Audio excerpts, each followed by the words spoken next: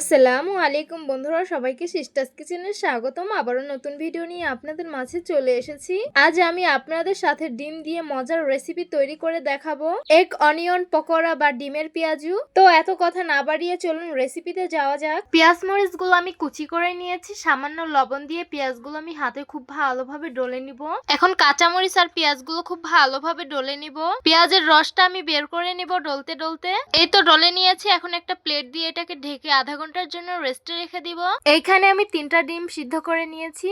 এখন এই ডিমের মাঝখানে একটা ছুরির সাহায্যে কেটে নিব, তারপর আবারও মাঝখান থেকে কেটে নিব। আপনারা একবার দেখলেই বুঝতে পারবেন যে আমি কিভাবে কেটে নিচ্ছি। এইভাবে করে আমি সবগুলো ডিম কেটে নিব। এখান থেকে আমি অর্ধেক ডিম সরিয়ে সাইডে রেখে দিব, এটা আমার পরে কাজে লাগবে। আধা ঘন্টা পর চলে আসলাম। দেখতেই পাচ্ছেন পেঁয়াজের গায়ে থেকে অনেক পানি ছেড়েছে। পরিমাণ মতন বেসন দিয়ে দিব, 1 চামচ হলুদ মরিচের গুঁড়ো দিয়ে দিব, ভাজা জিরার গুঁড়ো দিয়ে দিব, 1 চামচ লাল মরিচের গুঁড়ো দিয়ে দিব। আপনারা চাইলে এখানে চিলি ফ্লেক্সটাও ব্যবহার করতে পারেন। সামান্য লবণ দিয়ে দিব। সাইডে রেখেছিলাম যে ডিমটা, সেটা এখন গ্রেট করে দিয়ে দিব। এখন এই সব উপকরণগুলোকে হাতের সাহায্যে খুব ভালোভাবে মেখে নিতে হবে। আমি এখানে কোনো এক্সট্রা পানি ব্যবহার করব না, পেঁয়াজের গায়ের পানিটা দিয়ে আমি এটা ভালোভাবে মেখে নিব। তবে আপনাদের যদি প্রয়োজন হয় তাহলে সামান্য পানি দিয়ে মেখে নিবেন। তবে খেয়াল রাখতে হবে এটা যেন বেশি নরম হয়ে না যায়। এই তো আমি এইভাবে এটাকে মেখে নিয়েছি। হাতে সামান্য তেল মেখে নিচ্ছি। তারপর যে মিশ্রণটা মিশিয়ে রেখেছিলাম সেটা হাতে নিয়ে নিব। তারপর এই মিশ্রণটা হাতে নিয়ে চ্যাপটা করে নিব।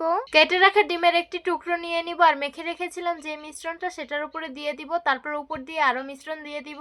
তারপর ডিমটাকে সুন্দরভাবে ঢেকে দিব যাতে ডিমটা না দেখা যায়। আর এটাকে ডিমের শেপ করে দিয়ে দিব। আপনারা একবার দেখলেই বুঝতে পারবেন যে আমি এটা কিভাবে করে নিয়েছি। তারপর একইভাবে সবগুলো আমি বানিয়ে নিব। তো দেখতেই পাচ্ছেন আমি সবগুলো বানিয়ে নিয়েছি। চুলায় তেল গরম হতে আমি আগেই বসিয়ে দিয়েছিলাম, হালকা গরম করে নিয়েছি তেলগুলো। তারপর একে একে সবগুলো বানিয়ে রাখা ডিমগুলো দিয়ে দিব। তো দেখতেই পাচ্ছেন এক পাশ হয়ে গেছে, এখন উল্টে অপর পাশটি ভেজে নিব।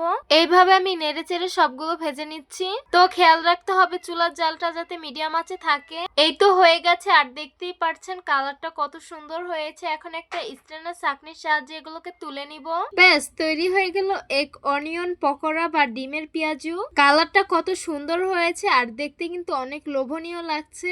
এইভাবে কিন্তু বাচ্চাদেরকে বানিয়ে দিলে ওরা অনেক বেশি পছন্দ করবে। আমি আপনাদের একটি ডিমের পেঁয়াজু ভেঙে দেখাচ্ছি। তো আশা করছি আমার আজকের রেসিপি আপনাদের কাছে অনেক অনেক বেশি ভালো লাগবে। ভালো লেগে থাকলে আমাদের ইউটিউব চ্যানেলটি সাবস্ক্রাইব করবেন। আর যারা আমার ফেসবুক পেজ থেকে দেখছেন পেজটিকে ফলো করবেন। সবাই ভালো থাকবেন, সুস্থ থাকবেন আর সিস্টার্স কিচেনের সাথেই থাকবেন। আবারও কথা হবে কোনো নতুন ভিডিওতে। তাহলে আজকে এই পর্যন্তই। আল্লাহ হাফিজ।